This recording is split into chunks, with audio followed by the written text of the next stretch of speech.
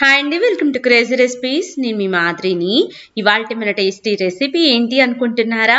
మనం గోధుమ రవ్వతోటి దోశలను వేసుకుందామండి. ఎంత టేస్టీగా ఉంటాయి అంటే ఒక్కసారి ట్రై చేసి చూడండి.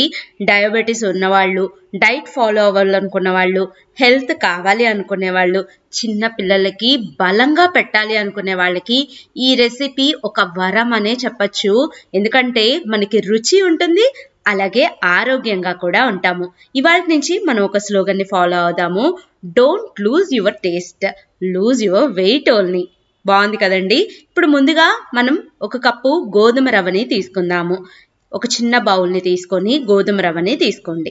ఏదైతే కప్పుతో గోధుమ రవ్వని తీసుకున్నామో అదే కప్పుతోటి ఒక అరకప్పు మినపగుళ్ళని యాడ్ చేసుకుందాము. ఈ ప్లేస్లో మీరు పొట్టు ఉన్న మినపగుళ్ళని కూడా యాడ్ చేసుకోవచ్చు. ఇలాగా ఈ రెండింటిని కూడా వేసుకొని ఓ పక్కన పెట్టుకుందాము. ఇప్పుడు గోధుమ రవ్వ అంతా కూడా జస్ట్ మనం మునిగేదాకా మాత్రమే వాటర్ని యాడ్ చేసుకుందాము. ఎక్కువగా వేయాల్సిన అవసరం లేదండి. అలాగే గోధుమ రవ్వని కడిగితే మొత్తం కూడా పోతుంది, అందుకని కడగకూడదండి. ఇలాగ వాటర్ని వేసుకొని నానబెట్టుకుందాము.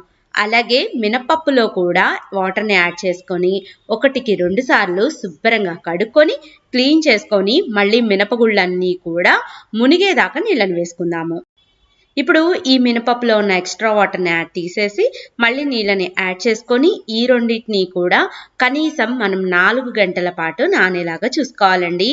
ఎంత బాగా నానితే మనకి అంత ఈజీగా గ్రైండ్ అవుతుంది, అరుగుదల కూడా బాగా ఉంటుంది. గోధుమ రవ్వ అంతా కూడా మెత్తగా అయింది, మినపప్పు కూడా చక్కగా నానిపోయినాయి.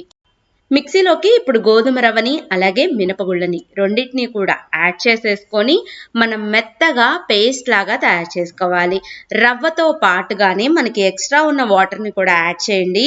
మళ్ళీ అవసరమైతే మాత్రమే మీరు మిక్సీలోకి నీళ్ళని యాడ్ చేసుకోండి, లేకపోతే వద్దండి. కొంచెంగా నీళ్ళని యాడ్ చేసుకుంటే పిండి బాగా మెదుగుతుంది.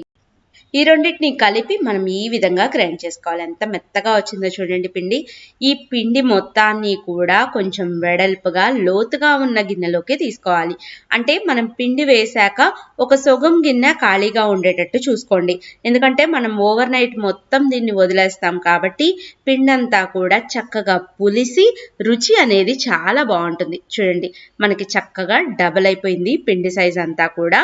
ఇప్పుడు ఈ రెసిపీ మొత్తానికి సరిపడా 1.5 స్పూన్ దాకా ఉప్పుని యాడ్ చేసుకుందాము. ఉప్పుని కూడా వేసుకొని ఇదంతా కూడా ఇంకొకసారి బాగా కలిసేలాగా కలుపుకుందాం. ఇప్పుడు ఈ కలిపేటప్పుడు మనకి పిండి ఏమన్నా గట్టిగా అనిపిస్తే అవసరమైన మేరకు కొంచెం అంటే కొంచెం మాత్రమే వాటర్ని యాడ్ చేసుకొని సేమ్ మనం దోసల పిండికి కన్సిస్టెన్సీని అడ్జస్ట్ చేసుకుంటాం కదా, ఆ కన్సిస్టెన్సీలోకి అడ్జస్ట్ చేసుకోవాలి. చూడండి, పిండి అంతా కూడా ఈ విధంగా ఉండాలి. ఇప్పుడు మనం ఈ పిండితోటి దోశలను వేసుకుందాము. స్టవ్ మీద పెనాన్ని పెట్టుకొని పెనం బాగా వేడయ్యాక దీని మీదకి ఒక గెరిటెడు పిండిని వేసుకొని వీడియోలో చూపిస్తున్నట్టుగా వీలైనంత పల్చగా పిండిని స్ప్రెడ్ చేసుకోవాలి. ఎంత పల్చగా వీలవుతుందో అంత పల్చగా స్ప్రెడ్ చేసుకుందాము. ఇప్పుడు ఇలా వేసుకున్న దోశ మీదకి మనం వెంటనే నూనెను వేయకూడదండి. ఈ దోశ అయినా చెప్తున్నాను, నార్మల్ దోశ అయినా చెప్తున్నాను. కొంచెం పైన అంతా కూడా మనకి చక్కగా కుక్ అయింది చూసారా, దాని తర్వాత నూనె వేసుకోవాలి. ఇప్పుడు దీని మీదకి మనం లైట్గా కారం పొడిని కానీ ఉల్లి కారం కానీ రాసుకుంటే సూపర్ టేస్టీగా ఉంటుంది. ఇలాగా దోశ మొత్తం కూడా మనకి ఒక్క వైపు కాలితే సరిపోతుంది. ఇలా కాలిన దోశని మనం మిడిల్లోకి మడిచేసుకొని హ్యాపీగా కొబ్బరి చట్నీతోటి అల్లం పచ్చడితోటి తింటే అద్భుతంగా ఉంటుందండి. ఎలా వస్తుందో చెప్పనా అండి ఈ దోశ? మనం బయట పేపర్ దోశలు తింటాం చూసావరా హోటల్లో, దానికన్నా పల్చగా టేస్టీగా వస్తుంది. పిల్లలకి, మీ పెద్దవాళ్ళకి మీరు చెప్తే కానీ అర్థం కాదు దీంట్లో మనం బియ్యం వేయలేదు, గోధుమ రవ్వ వేసాము అని. హెల్దీయే కాదు, టేస్టీ కూడా అండి. చక్కగా దోశలు వేసుకోండి, ఎలా కుదిరినాయో కామెంట్ చేయండి. అన్నట్టు ఛానల్ని సబ్స్క్రైబ్ చేయటం అస్సలకి మర్చిపోవద్దు.